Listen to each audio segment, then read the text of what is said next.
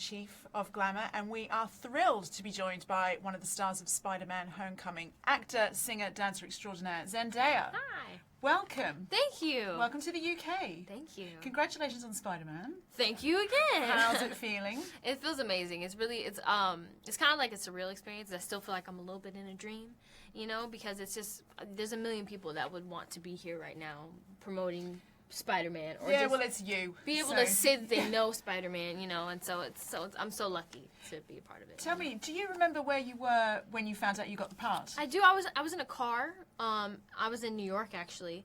I just finished like some press stuff for something else, and I got the call. And again, it's one of those things where I was obviously super excited, but it hadn't really hit me yet. You know what I mean? I think sometimes there's moments where I realize that it's real, and then I go back to being like, it's not really real. You know what I mean? It's kind of like, it's a weird thing. And I have these moments, for example, like the first day I showed up on set, or, you know, Comic-Con, or I'm sure when I go to the premiere, you know, those moments where it's like, it's real. Like, this is really happening. Yeah, and now that you're finally talking about it, and we've seen tastes of the film, although it's driving us crazy because we still don't know an enormous amount about your character. Neither do I. I'm kidding. You were there. You got to help us out. What can you tell us? Well, I can tell you that my name is Michelle. Yeah, we know that. Always the speculation is, who is she? And she is Michelle. And she is kind of like a kind of friend of Peter and Ned's. She's a very different character, I think than we've seen from other, like, you know, just females in a movie, because she's not the love interest or the girlfriend. She's not the typical girl. She's not that. Yeah. She's not that in the movie. She is genuinely a friend, and she is very smart, intellectual, outspoken, independent, and because I think she's so smart and wise beyond her years, it ends up in her having very awkward social interactions with people her own age, because they just don't really get her, and she doesn't really get them either. And I feel like she thinks she's a little above everyone else because she's so smart. And she, you know, likes to be alone, and she likes to do her own thing, but I think she secretly wants to be friends with Peter and Ned. But she will never let them know that, because she doesn't want anybody to think that she, like, has emotion or something, you know?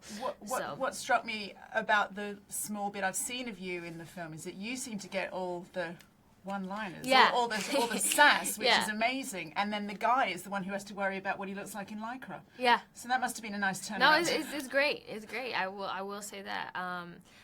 I love that, you know, she kind of comes in and says these interesting things. Sometimes at first it comes off weird, and then you think about what she says, and she's like, and then you're like, it's kind of interesting what she just said, you know? So, I think she's really cool. I think she's really cool, and it's going to be interesting to see how she grows. If she ever does become friends with Peter and Ned, we'll see. Yeah. If she ever lets her wall down. Or enemies. I mean, you as never the know. rumors go. You never know. You're not the going to tell me, are you? I mean, the rumors are going to tell you more than I can. They're going to. It's so funny to see how many different versions of my character they have made. What's your favorite myth that you've heard? My favorite myth. I mean, there's so many. Let's make up another one right now. It changes every day. You know, we can make up one right now. Secretly, I'm Aunt May. Secretly, you're Batman. In prosthetics. Yeah. What? Yeah. And you're such a veteran, even at your tender age of entertainment. What was the biggest learning curve for you, going from being a TV sort of veteran to working on a film? Was there anything that was a surprise? Yeah, I mean, it's definitely different, obviously, but, you know, I come from a certain background that people have only seen me in that way, and I've always wanted to do movies ever since I was a kid, and that's always been something I wanted, and I ended up doing TV first, and so when it came down to a point where I was like, I really want to get into movies. Like, this is what I want to be an actress, you know, and do other things, and I'd already done so much, and, you know, so many people had only seen me as one way, and kind of put that stamp on me and what I could do, and so it was just about auditioning and constantly, you know, trying to get myself out there in a different way, at least to, like, casting directors and things like that, and then Spider-Man came along, and I was like, I want to be a part of it so bad, and then it was just the audition process, and happened to get the part because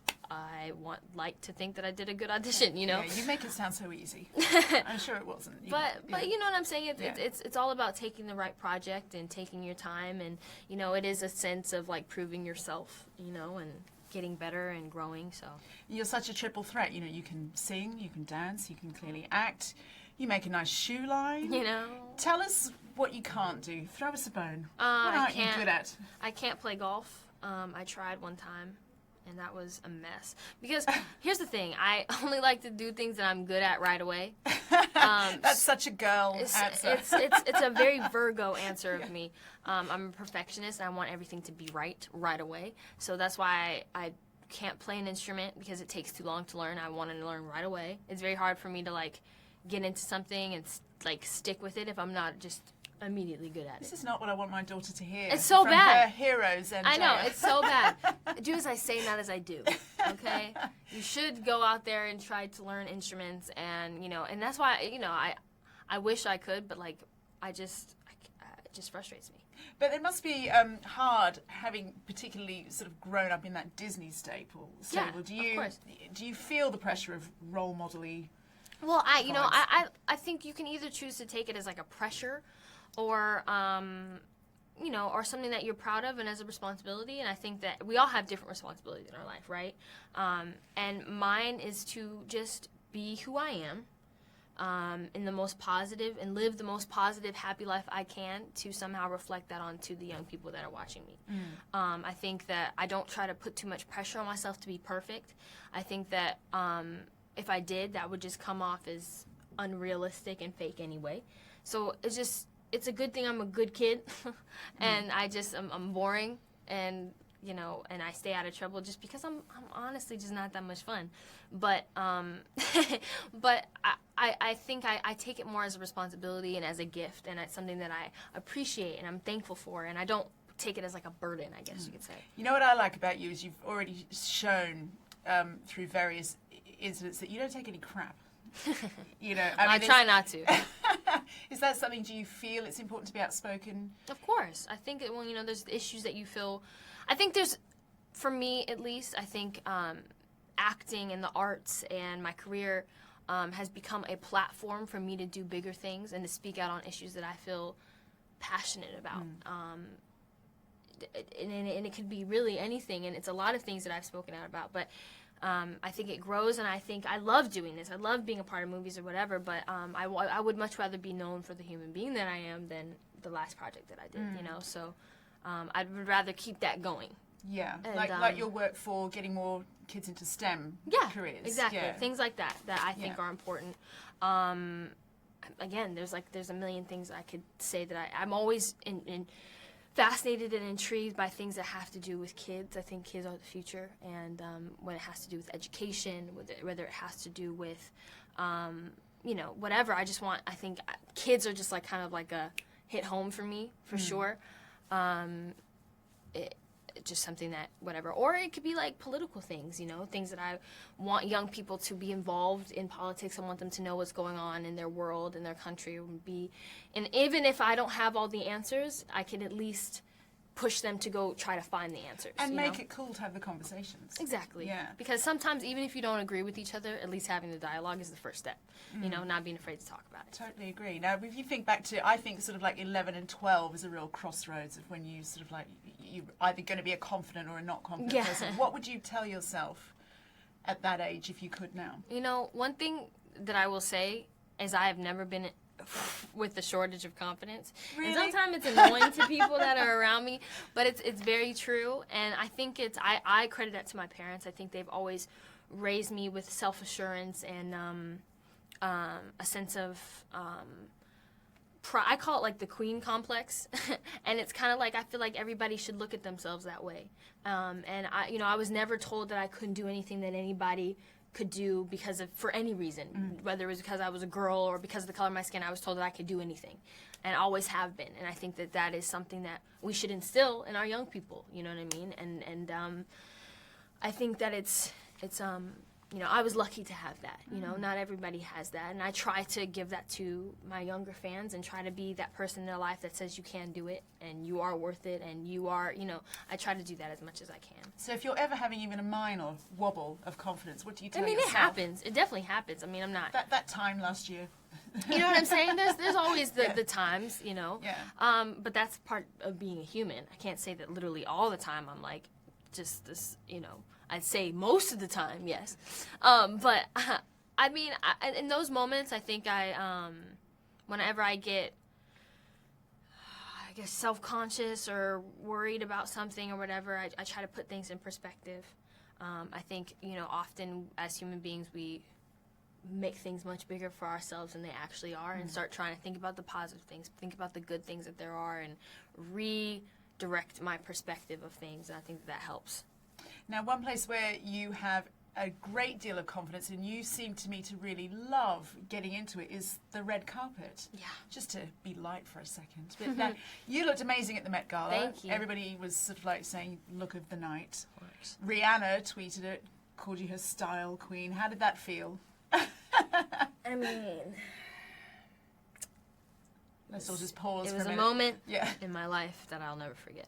No, it's amazing. I think that fashion can be so powerful and so empowering, and I think that that's something that Rihanna does with her fashion, is because she makes bold choices, because she does what she wants, and she's not afraid what people think of her or what people have to say about what she wears. Or it's empowering. It's really empowering to see that. And it's funny because we were talking earlier. I was talking with my stylist, and it's like, if you ever had to have a doubt in your mind about what to wear, it's like, what would Rihanna do? And she'd do whatever the hell she wanted to do, because that's what she does. And I appreciate that. And again, it's so empowering, I think, to people, because in fashion, in so many ways, is it's a tool to find out who you are. You know what I mean? Dressing in whatever you want, figuring out what you like, what you don't like, breaking the rules of what you're supposed to wear, or what you're supposed to look like, or what gender roles people put on you. Do what you want. Do what feels good for you. And it's just fun, right? Why can't fashion just be fun? Why can't fashion just be fun? So tell me, what's next for you? Would you consider doing like a live action musical?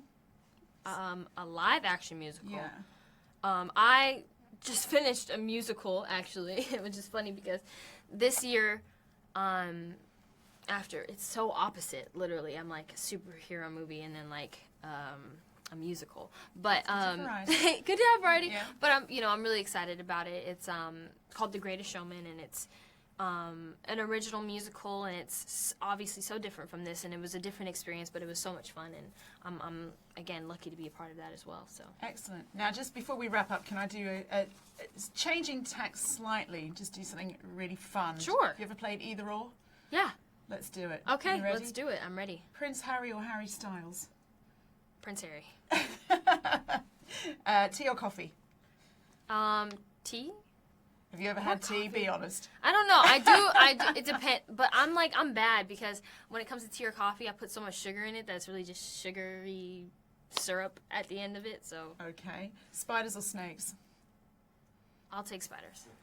Yeah, me too. Every time. Sweet or savory? Sweet. Bags or shoes? Shoes. Definitely. Shoes. Box set or film? Box set or film? Do you say box set in America? Yeah. What is that? Is that You like know, a... like a big box of television. Oh, okay. Yeah. Well, you have Netflix now, so you don't really need that, do you? Okay. Oh God, you're not playing by the rules. Either or. Tattoo or piercing? I'm gonna go with piercing, because I want to get my another ear hole in my ear. And my mom keeps getting tattoos. Like, my mom has so many tattoos right now, and she just keeps getting them. And I think it's awesome, but I would like her to tell me before she does And it. so does that make it feel not cool for you to get a tattoo? No, it's just, I just have started to realize that, my mom is at a point in her life. She's a grown woman, and she has been through her life, and she can do whatever she wants. She wants a tattoo. If she wants a whole bunch of tattoos.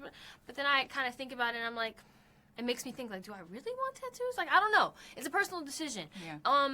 And, it's like, I feel like you either go hard or you don't do it. It's like either you sleeve up. So a big Spider-Man or nothing. It's off the... Yeah. I was thinking about it, Yeah. but then I was like, maybe not, Yeah. Delay that for maybe the sequel. Yeah. Beard or no beard? Beard or no beard? No beard. Not for you? Yeah, no beard. I'm totally with you there. Just because, well, actually, I mean, it depends on the person, right? Some people look better with beards and some people look better without them. It just depends on what your flavor is. And that's a good place to end. Wise words as ever. Thank you very much, Of Zendaya, course. for joining us today. Thank you. Thank you.